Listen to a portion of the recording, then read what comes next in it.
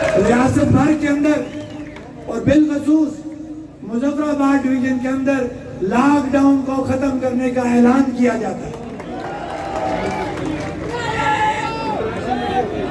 अब खास तौर पे क्योंकि ये पंडाल सुने, ये पंडाल हमारा प्लेट में ही लगा रहा, वो कहना ना जबरदस्ती दे मेहमान, असी सारे प्लेट दे जबरदस्ती दे मेहमान बन गया।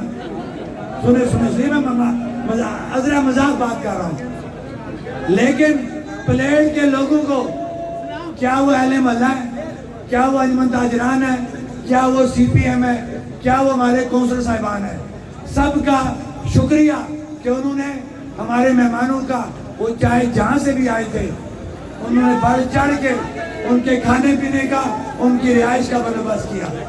एक मिनट जब मीडिया की बात करूंगा तो इंटरनेशनल मीडिया जो इंतहाई मुश्किल वक्त में हमारे पास आया और उसने हमें कवर किया, उनका शुक्रिया। और मेरा यहाँ पे एक भाई है बासत, मैं उसका नाम लूंगा, बासत साहब, बहुत बहुत शुक्रिया बासत साहब, ये यूट्यूबर है, इन्होंने इस तहरीक में बड़ा किरदार अदा किया। और अब मैं नीलम के लोगों तुम्हारा मौसम है, राजा इफ्तिखार को तुम्हारा ये फर्ज बनता है कि यहाँ से जब निकलोगे उसको बाकायदा तौर पे रैली की शक्ल में नीलम लेके जाओगे।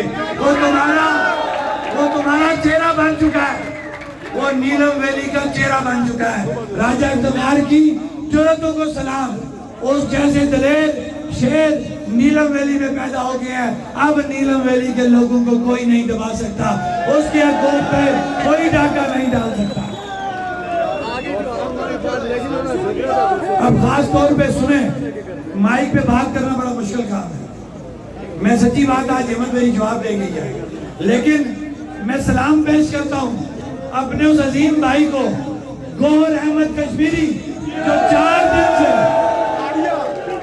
जो लगातार 4 दिन से इस स्टेज को संभाले हुए हैं।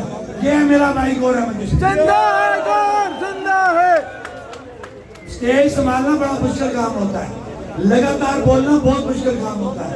ये हिम्मत है मेरे भाई गौहर अहमद कश्मीरी की कि इसने एक मुनज़्ज़म तरीके से स्टेज को चलाया और किसी को कोई मौका नहीं दिया कि कोई बदनज़मी पैदा हो।